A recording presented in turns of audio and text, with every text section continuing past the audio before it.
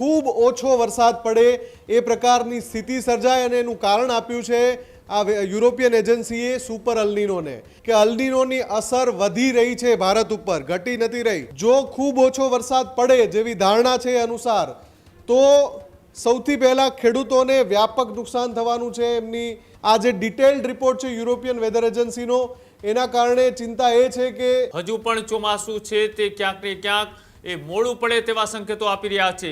August, September, ઓક્ટોબરમાં વરસાદનું અનુમાન છે તો દેશના અનેક રાજ્યોમાં ઓછા વરસાદનું અપાયું અનુમાન. હજુ સુધી તમે અમારી ચેનલને સબસ્ક્રાઇબ નથી કરી તો અત્યારે જ ન્યૂઝરૂમ ગુજરાતને સબસ્ક્રાઇબ કરો, ફેસબુક અને ઇન્સ્ટાગ્રામ પર ફોલો કરો.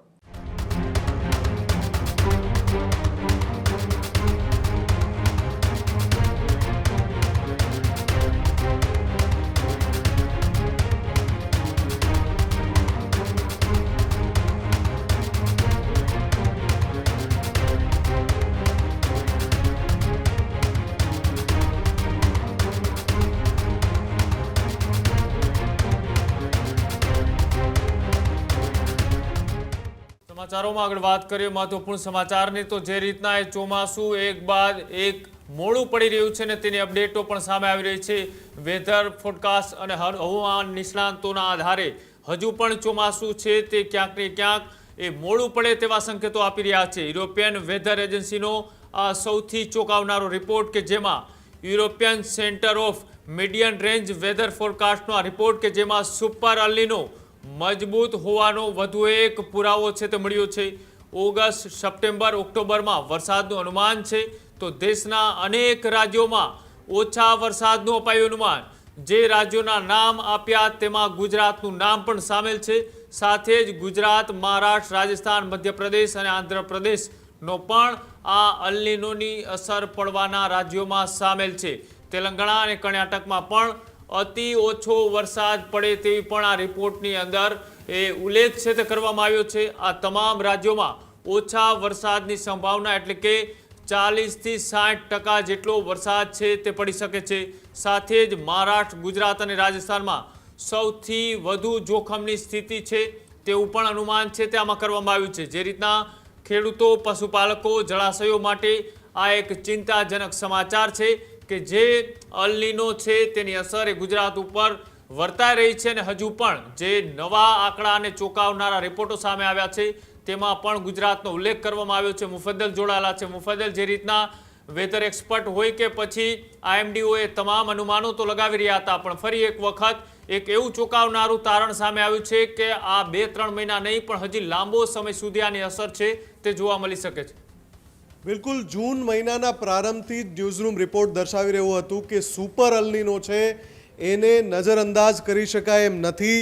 હવે યુરોપની સૌથી મોટી વેધર ફોરકાસ્ટ એજન્સી છે એમણે એક રિપોર્ટ રિલીઝ કર્યો છે અને એ રિપોર્ટમાં ખાસ જે વાત છે ભારતના ઘણા બધા રાજ્યોમાં ઓગસ્ટ, સપ્ટેમ્બર અને ઓક્ટોબરમાં દુષ્કાળ જેવી સ્થિતિ એટલે ખૂબ ઓછો વરસાદ પડે એ પ્રકારની સ્થિતિ સર્જાય અને એનું કારણ આપ્યું છે આ યુરોપિયન એજન્સીએ સુપર અલ્નીનોને.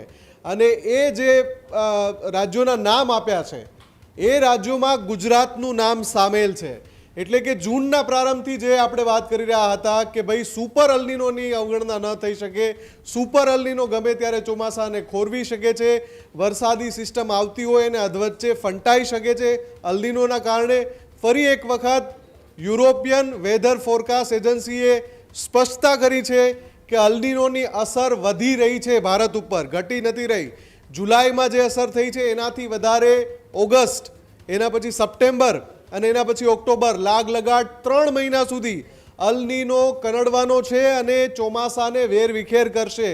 બહુ ઓછી માત્રામાં વરસાદ પડવા માટે જે યાદી યુરોપિયન વેધર એજન્સીએ રિલીઝ કરી છે એમાં ગુજરાત છે, મહારાષ્ટ્ર છે, મધ્યપ્રદેશ છે, રાજસ્થાન છે, આંધ્રપ્રદેશ છે, કર્ણાટક છે, આ તમામ રાજ્યોના નામ એમાં સામેલ છે. એટલે મધ્ય ભારતથી માંડીને પશ્ચિમ ભારતમાં સૌથી વધારે અસર થવાની છે અને એ અસરમાં ગુજરાત સામેલ છે. મોટી ચિંતાની વાત છે. આપણે મે મહિનાના અંતમાં પણ એ રિપોર્ટ દર્શાવ્યો હતો કે કેન્દ્રીય કૃષિ મંત્રાલયને અલ્નીનો અંગે જે સાયન્ટિસ્ટ ડેટા પ્રોવાઈડ થયો હતો, સાયન્ટિફિક ડેટા, એમાં સ્પષ્ટપણે વાત હતી કે જુલાઈ, ઓગસ્ટ, સપ્ટેમ્બર, ઓક્ટોબરમાં અલ્નીનો અસર કરશે અને એટલે જ એક કન્ટિન્જન્સી પ્લાન બનાવવાનું પણ કેન્દ્રીય કૃષિ મંત્રીએ આદેશ કર્યો હતો. હવે જ્યારે અત્યારે જુલાઈના મધ્યમાં આપણે છીએ, બીજા રાઉન્ડની ગુજરાતમાં રાહ જોવાઈ રહી છે, એવા સમયે યુરોપિયન એજન્સીનો આ રિપોર્ટ ચિંતા કરાવે છે. 3 પ્રમુખ મુદ્દા એમણે જે કહ્યા છે કે આ 3 મહિના જો ખૂબ ઓછો વરસાદ પડે જેવી ધારણા છે એ અનુસાર, તો સૌથી પહેલાં ખેડૂતોને વ્યાપક નુકસાન થવાનું છે. એમની જે ખરીફ પાક છે એમાં મોટા પાયે આખી પેટર્ન બદલાઈ જશે. ઘણો ખરો પાક એ નહીં લઈ શકે, ઘણા ખરા વિસ્તારમાં નહીં લઈ શકે. બીજી વાત એમણે કરી છે કે પશુપાલકોને વ્યાપક નુકસાન થઈ શકે છે, કેમ કે ઘાસચારાની સંભવિત તંગી થઈ શકે છે. ઘાસચારાની તંગી થાય એટલે જે દૂધ ઉત્પાદન છે એના ઉપર અસર થાય, સીધી રીતે પશુપાલક પાયમાલ થાય. ત્રીજી જે વાત એમણે કરી છે જળ સંસાધનો અને જળ સ્ત્રોતોને લગતી, કે ભાઈ જળાશયોમાં જે પાણીનો સંગ્રહ સારા અથવા તો મધ્યમ ચોમાસાને લીધે થાય, પણ જો અલ્નીનો ઓગસ્ટ, સપ્ટેમ્બર, ઓક્ટોબરમાં ડિસ્ટર્બ કરે છે તો જળાશયોમાં પાણીનો સંગ્રહ પણ એટલા પ્રમાણમાં ન થાય. આ જે ડિટેલ્ડ રિપોર્ટ છે યુરોપિયન વેધર એજન્સીનો, એના કારણે ચિંતા એ છે કે શું ઇન્ડિયન ઓશન ડાયપોલ કે જેના ઉપર ભારતની આશાભરી નજર છે એ મદદ નહીં કરે, તો એને લઈને પણ યુરોપિયન વેધર એજન્સીએ કહ્યું છે કે હવે આશાનું છેલ્લું કિરણ ઇન્ડિયન ઓશન ડાયપોલ પોઝિટિવ નામની સિસ્ટમ છે, જે કદાચ મદદરૂપ થઈ શકે છે. અત્યારે એટલી મજબૂત નથી, પણ ઓગસ્ટ સુધીમાં જો એ મજબૂત થઈ જાય તો એ અલ્નીનોનો સામનો કરશે, અને તો જે આ અનુમાનો લગાવવામાં આવ્યા છે એના કરતાં પ્રમાણમાં સારો વરસાદ પડી શકે છે. પણ બહુ સારું ચોમાસું અથવા સારું ચોમાસું એ પ્રકારના અનુમાન અત્યારે આ યુરોપિયન એજન્સી ઇનકાર કરી રહી છે, કે જે અલ્નીનોનો ડેટા એમની પાસે આવી રહ્યો છે એ મુજબ આ બધું અઘરું લાગી રહ્યું છે, અને બની શકે કે વિકટ પરિસ્થિતિ આવી શકે છે દેશના 9 થી 10 રાજ્યોમાં. જી બિલકુલ, આભાર જોડવા બદલ, માહિતી આપવા બદલ. તો ફરી એક વખત અલ્નીનોને લઈ આ મોટી આગાહી છે તે કરવામાં આવી છે. જોવાનું રહેશે કે આ આગાહી કેટલી સાચી પડે છે, અનુમાનની કેટલી અસર એ ચોમાસા ઉપર જોવા મળી શકે છે.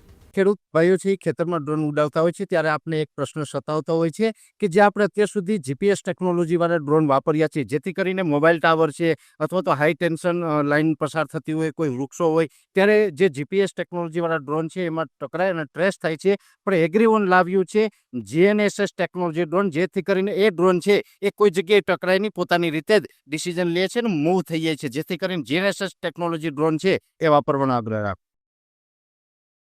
અત્યારે જ ન્યૂઝરૂમ ગુજરાતની યુટ્યુબ ચેનલને સબસ્ક્રાઇબ કરો અને ઇન્સ્ટાગ્રામ અને ફેસબુક પર ફોલો કરો. અપડેટ રહો, સત્યની સાથે રહો.